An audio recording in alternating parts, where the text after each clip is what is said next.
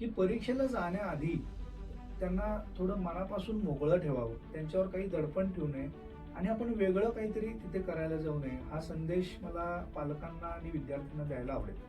नक्कीच sir. Sir, माझा पुढचा प्रश्न असा आहे की 10वी आणि 12वीच्या परीक्षांमध्ये विद्यार्थ्यांवर अपेक्षांचा ताण भरपूर असतो. तर या मानसिक दडपणावर होमिओपॅथी कशा प्रकारे त्यांना मदत करते? जेव्हा होमिओपॅथीकडे विद्यार्थी येतात ते 35% मला अभ्यासात इच्छा नाही आहे असं म्हणणारी लोक साधारण 8वी पासूनच औषध सुरू करतात. ती इच्छा का नाही आहे याचा जेव्हा आम्ही अभ्यास करतो त्या मुलांची केस हिस्ट्री घेऊन, तर त्यावेळेला असं लक्षात आलंय की 4थी पर्यंत 5वी पर्यंत हा मुलगा मुलगी फार चांगल्या पद्धतीने परफॉर्म करत होता. पण मध्येच काय झालं, तर अशा वेळी असतं की एक तर दुसरी बेबी जन्माला आलेली आहे, त्याचं सेंटर ऑफ अट्रॅक्शन पूर्ण घराचं हा मोठा मुलगा किंवा मुलगी होतं, पण आता यांचं लक्ष विभागलं गेलंय. हे कोणी जाणून बुजून करत नाही, पण त्या मुलाला त्या मुलीला वाटत असतं की आपल्यावर प्रेम करणारे लोक अचानक दुसऱ्यावरती करायला लागलेले आहेत. ती माझी बहीण आहे, तो माझा भाऊ आहे, तरी सुद्धा त्या मुलाचं त्या बहिणीवर भावावर प्रेम असतं, पण अशी भावना निर्माण होते, किंबहुना निर्माण करून दिली जाते आपल्या वागण्यातून, म्हणजे इनडायरेक्ट वागण्यातून किंवा अनवधानाने आपल्याकडून असं काही बोललं वागलं जातं की ती लहान आहे, तिला तुला समजून घ्यायचंय.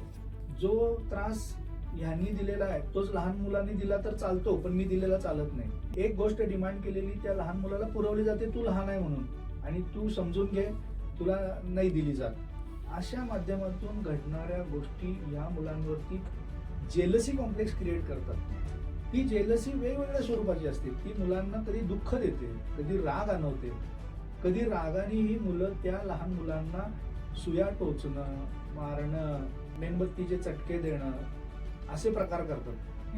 आणि हे जेव्हा पालकांना कळतं त्यावेळी ते पालक यांना घेऊन येतात आणि त्या हिस्ट्रीमध्ये हे सगळं इलिसिट होतं आणि त्यानुसार आम्ही त्याला कंपॅरिझन, जेलसी, इनसिक्युरिटी, अँगर, दुःख या माध्यमातून त्याचं विश्लेषण करून त्याच्यावर होमिओपॅथिक औषध काढून आणि पालकांना आणि किंबहुना असणाऱ्या आजी आजोबांना सुद्धा काउन्सिलिंग केलं जातं. आणि आम्ही त्यांना अभ्यासामध्ये अभ्यास करण्याची इच्छा डेव्हलप केली जाते आणि मग तो मुलगा मुलगी अभ्यास करायला लागतो, मग त्याला कॉन्फिडन्स यायला लागतो आणि मग ती केस पुढे जाते. वाईल 97-98% मुलांना तर हा प्रॉब्लेम नाही आहे, त्याला तर चांगले मार्क पडत आहेत, पण त्याच्यात पण हे जे मगाशी सांगितलं की दडपण आहे, हे लोक साधारणपणे 9वी मध्ये औषध सुरू करतात, मग त्यांचा परफॉर्मन्स 10वी मध्ये चांगला व्हायला लागतो आणि 10वीच्या बोर्ड एक्झाम मध्ये अगदी परीक्षेच्या अगोदर गरजेनुसार असं घ्यायला सुद्धा आम्ही काही औषधं दिलेली आहेत. दॅट इज फॉर अॅक्यूट भीती.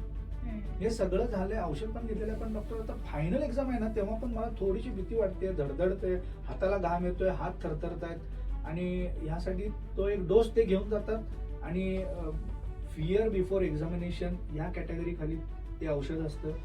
त्या मुलांचा भीती कमी झालेली असते आणि ते चांगल्या पद्धतीनं पेपर जे काय वाचलंय ते आठवू शकतात आणि लिहू शकतात. अशा पद्धतीने आम्ही त्या मुलांना मुलींना ट्रीट केलेलं आहे आणि ते आता चांगल्या ठिकाणी ऍडमिशन्स मिळालेले आहेत त्यांना.